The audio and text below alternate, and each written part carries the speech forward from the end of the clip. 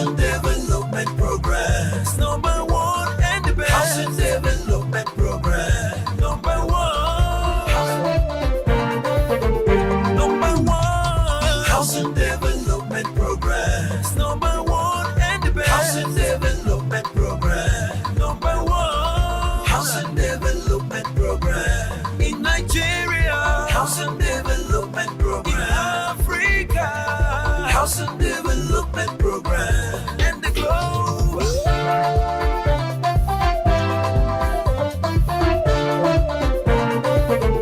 Number one, Housing Development Program. Good morning and welcome to Housing Development, your number one source for everything housing, construction, and real estate in Nigeria and across Africa. As always, I am your housing diva, Fleur Oni, and it's another bright Wednesday morning to catch up on what's shaping the future of our cities, homes, and communities. Today, I'll take you through this week's trending housing stories, from the upcoming Africa Housing Awards and the big question on who clinched the Housing-Friendly Governor of the Year title, to a special report on the legal and ethical sides of property demolitions. I'll also highlight an inspiring project, the Family Homes Fund's commissioning of 100 new houses for widows in Kaduna State. First, the buzz around the Africa Housing Awards 2025 is heating up. The awards, which celebrate innovation and leadership in the built environment, will once again honor outstanding developers, policymakers, and financiers. But the most anticipated category, as always, is Housing Friendly Governor of the Year. And yes, the question on everyone's mind, will it be Lagos State or Kano State this year? Well, Lagos Governor Babajide Sanwo-Olu remains the front-runner. His administration housing strides, from the Lagos Home Schemes to the strengthening of the Lagos State Real Estate Regulatory Authority, continue to gain national attention. However, Kano State's governor has also made strong policy moves, expanding urban renewal and affordable housing layout. Whoever wins is a good sign that more states are now competing on the basis of housing impact. That's healthy progress for our sector. Stay with Housing Development. It's a loaded morning ahead. Let's start with what is trending this week in the housing sector.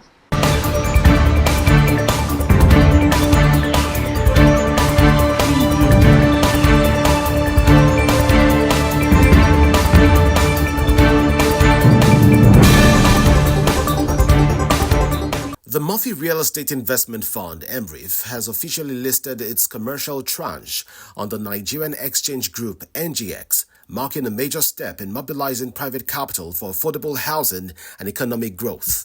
Speaking at the listing ceremony in Lagos, Finance Minister Wale Edun reaffirmed the Tinubu administration's commitment to addressing Nigeria's housing deficit through innovative, market-driven financing. He described the fund rated AAA by Augusto & Co. and AA by GCR as a sustainable model for channeling institutional investment into social infrastructure. Murphy chairman Dr. Samsudeen Usman called the listing a leap forward in deepening Nigeria's capital markets and expanding real estate investment opportunities, while Murphy CEO Dr. Armstrong Takang said it reflects Murphy's mission to deploy capital for national transformation. Since its launch in May 2025, the MREIF has already created over 1,000 mortgages, offering financing at 9.75% interest with a 20-year tenure and 10% equity contribution, built on the public-private partnership PPP model. The fund blends policy and private capital to make home ownership more accessible, supporting the renewed hope agenda of the federal government.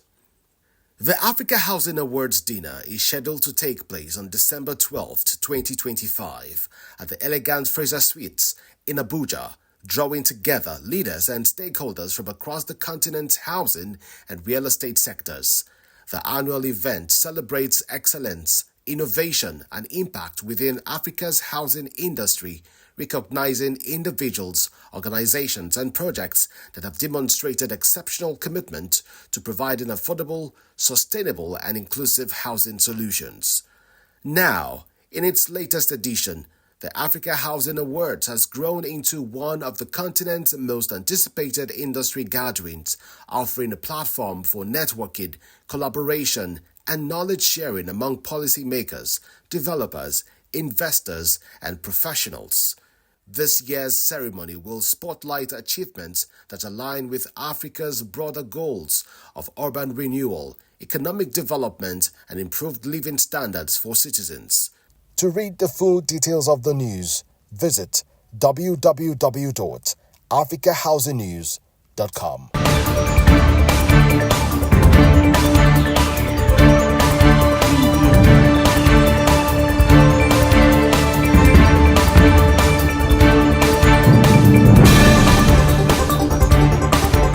Welcome back. Now let's talk about one of the biggest industry events of the season, the Africa Housing Awards 2025. The awards recognize outstanding leaders, developers, and policy makers shaping the housing and construction landscape across the continent. But the most anticipated category remains the Housing-Friendly Governor of the Year.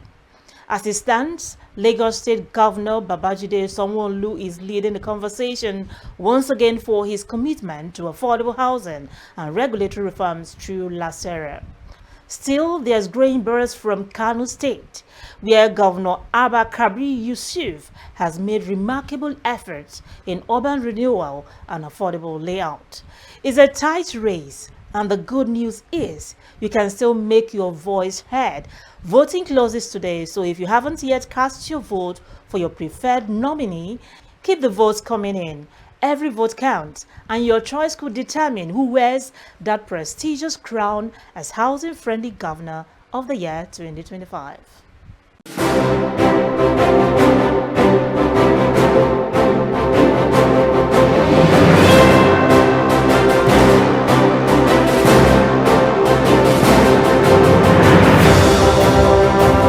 Start by appreciating the organizers of the Africa Housing Awards, and particularly my very good friend Festus Adebayo for putting up together this remarkable initiative, recognizing the efforts of players in the sector and also encouraging them to do more. Is a great way to spur development in the sector and also achieve our collective objectives for the good of Nigerians. To be recognized for what I would consider work in the course of doing my duties is really a wonderful thing. This is wonderful, and I am really grateful. Really exciting. That's really hard.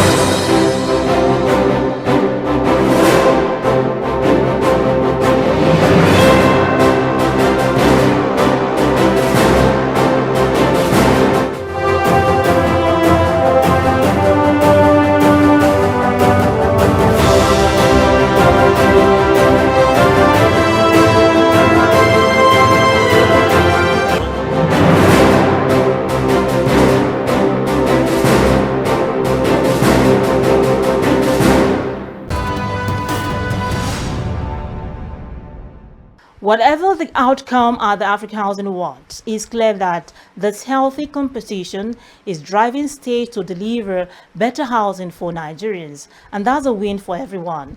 Moving on, as people attempt to meet their immediate need for shelter, many low-income urban dwellers end up with poorly constructed shelters in locations that are unsafe, highly vulnerable to disasters and other types of environmental degradation. What risks are associated with living in slum settlement? Let's watch as this resident in Apodusi community in Abuja react to this.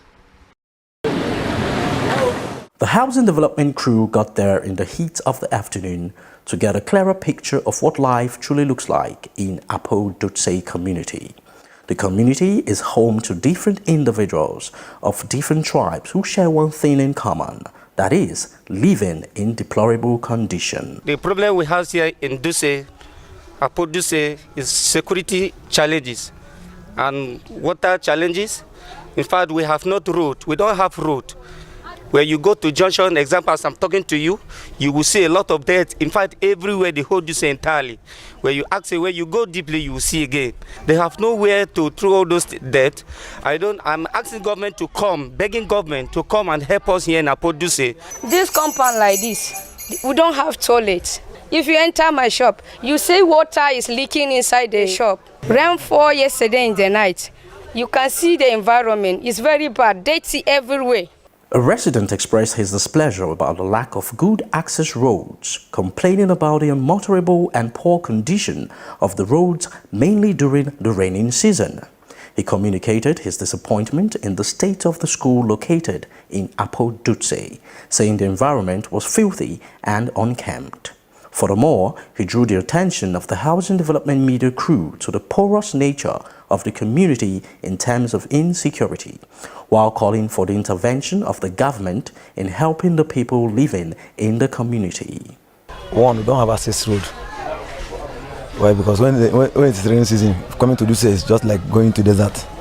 So the living condition in this area does not look as if we are people living here in the FCT. Then, so in terms of the security, everybody's on his own. Whatever you see, you wake up in the day and find out is. So the security is very poor. So those things are what made this area that looks very ugly. Even the school environment, the same thing. If you go around the school now, you see that everywhere is dirty. So the community, though the chief has been trying to do the little one he can be able to do, but he has not, there's no way without the government coming to assist the people living in the area. So that's the problem one of the problems that we have in this community. Life might seem just normal as many homes and families are made here in spite of the clear lack of infrastructure and poverty in Apoduse, a slum in the very heart of the capital. Apoduse, known as a slum in the heart of Abuja, has long suffered from poor infrastructure and overcrowded houses. One thing is certain, families living in slums lack the crucial conditions they need to live decently and strive as human beings. Everyone deserves a safe and decent shelter. The hope is that with proper planning and partnership, Apoduse can evolve from a forgotten slum into a thriving community hub right within the heart of the capital. Now to one issue that keeps sparking debate: property demolitions. From Lagos to Abuja and Port Harcourt, demolitions have left many property owners counting their losses. But what are the legal and ethical boundaries? Let's find out from this report. Property demolition in Nigeria involves complex legal and ethical considerations that affect individuals, communities, and the overall urban landscape.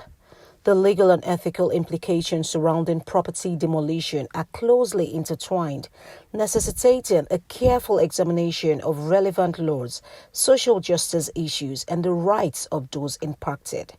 Mary Obianuju Chukwuma Okafor is an experienced legal practitioner and notary public with over 20 years of expertise in the field. She is a founding member of the Nigerian Bar Association NBA Badagry branch and currently holds the position of a co-opted executive member. Additionally, she serves as the chairperson for continuous legal education for the NBA Sulere branch. Moreover, she is the secretary for the Disciplinary Committee Panel 1 in Lagos and the vice chairperson of the International Federation of Women Lawyers FIDA Badagry branch in Nigeria. The legal and ethical implications of demolition of property in Nigeria could be viewed from the 1999 Constitution as amended. All right. So under the Constitution of the Federal Republic of Nigeria, every citizens are guaranteed rights, in property and fair hearing. Particularly under Section 43 of the 1999 Constitution, okay, the right to acquire, every citizen has a right to acquire property, okay, under the Constitution to acquire any immovable property at all under the Constitution. All right? And also, demolition without proper notice or hearing may also lead to a breach of such guaranteed rights under the Constitution.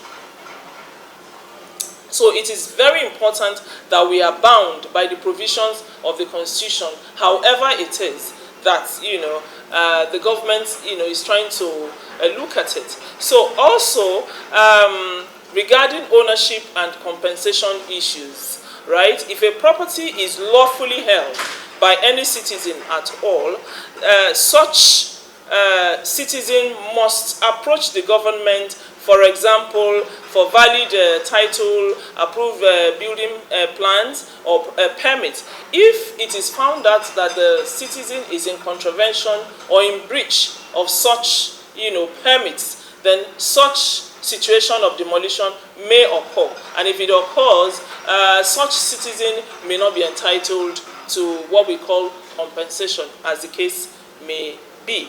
All right? And also looking at it in a wider range, the states, under the statutes, such as the Land Use Act of 1978, the governor of a state or the minister, as in the case of FCT, all right, has powers to revoke rights of occupancy of any citizen at all.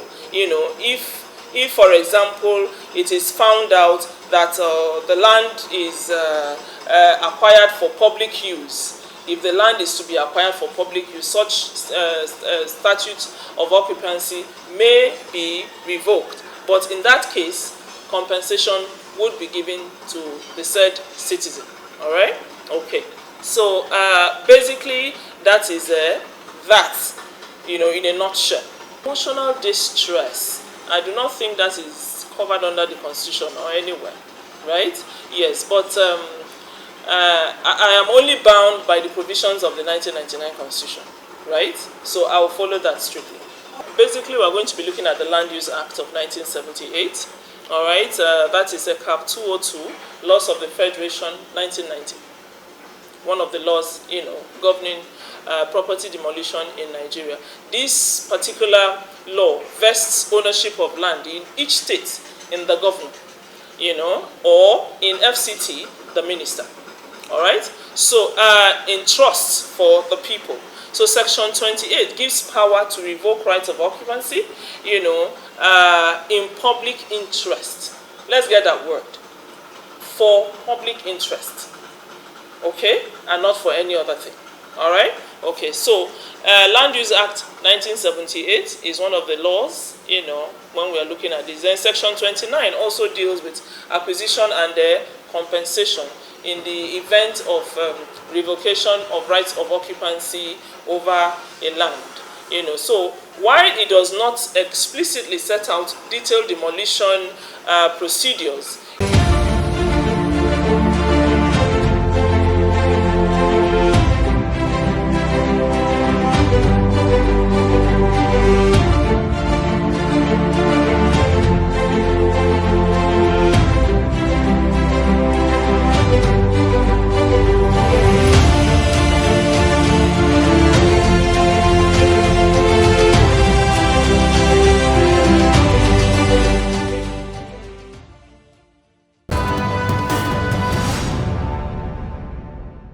legally, the Constitution provides that no property should be demolished without due process and, where applicable, compensation. But across many states, poor communication, inadequate notice, or weak urban planning often lead to conflict. Experts say demolitions are justified only when buildings are unsafe, built without approvals, or located on public right-of-way. But even then, procedure is key. Ethically, it raises questions about fairness, especially for low-income families and small businesses who lose their livelihoods overnight. So, while enforcement is necessary to maintain order and safety, government must also ensure empathy, dialogue, and proper alternatives for affected citizens. After all, housing development should never destroy the very people it's meant to protect. Up next, some uplifting news from Kaduna State. The Family Homes Fund has just delivered a new community of 100 homes to widows, a true model of social housing with purpose. Stay with us, we'll be right back after this short break.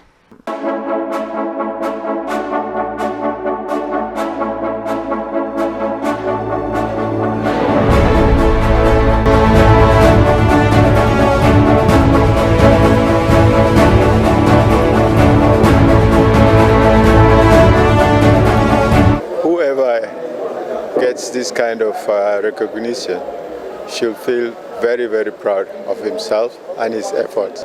By this award, I think I've done well.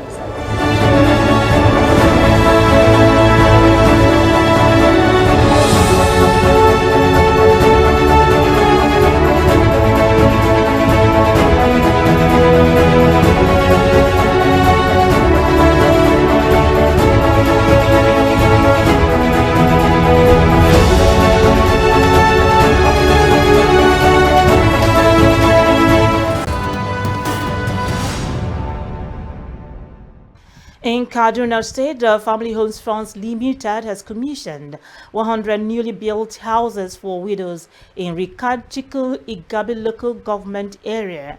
The initiative, delivered in partnership with the Kaduna State government, aims to provide secure, affordable, and energy-efficient homes for vulnerable women. It was a gathering of celebration and fulfillment when over 100 women in Kaduna State were allocated energy-efficient homes by Family Homes Funds under its social housing program. The solar-powered homes also come with cottage yards for agricultural purposes, and the estate has a communal space and market for the sales of produce.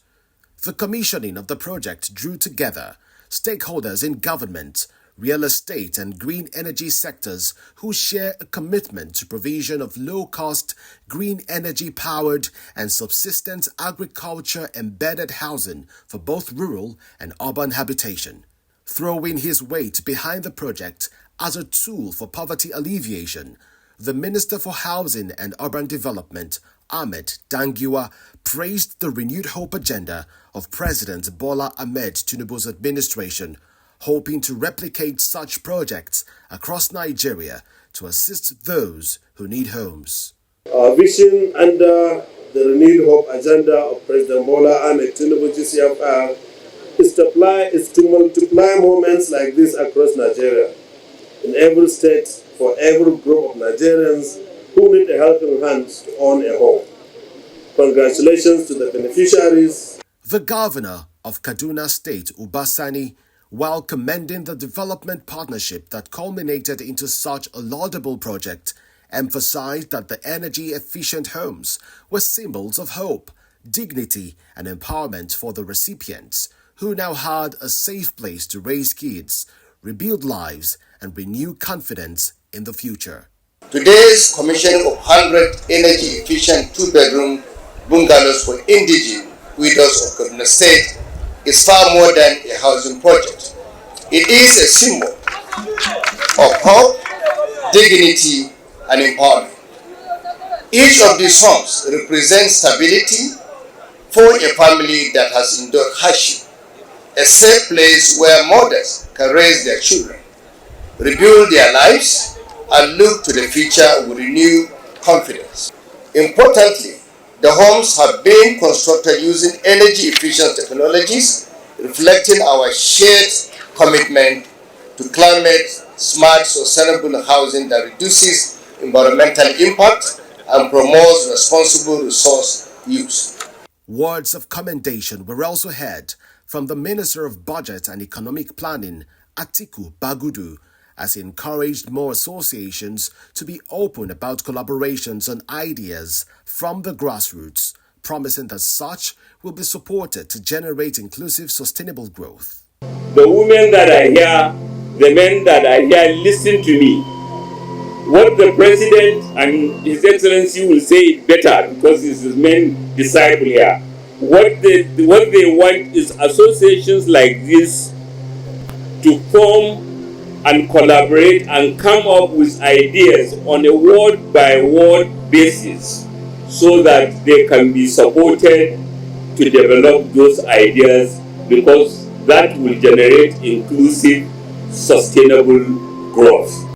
In his remarks during the event, the chairman of Family Homes Fund, Ademola Adebise, informed the August gathering that the recipients of the houses, in addition, received extensive livelihood support training to kickstart small businesses and support enduring income generation. Each of the women will be housed in this fully sustained estate, has received extensive livelihood support training designed to kickstart small businesses and support enduring income generation. Each of the homes have been provisioned with cottage yard where agricultural produce can be grown. Indeed, empowering widows through housing helps rebuild families and restore dignity, and giving vulnerable women a new start. This is what inclusive housing looks like: a roof, a livelihood, and a community.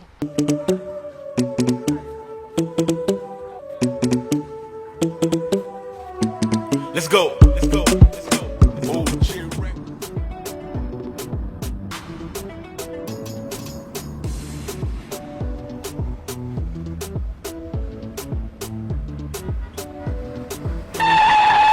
Huh?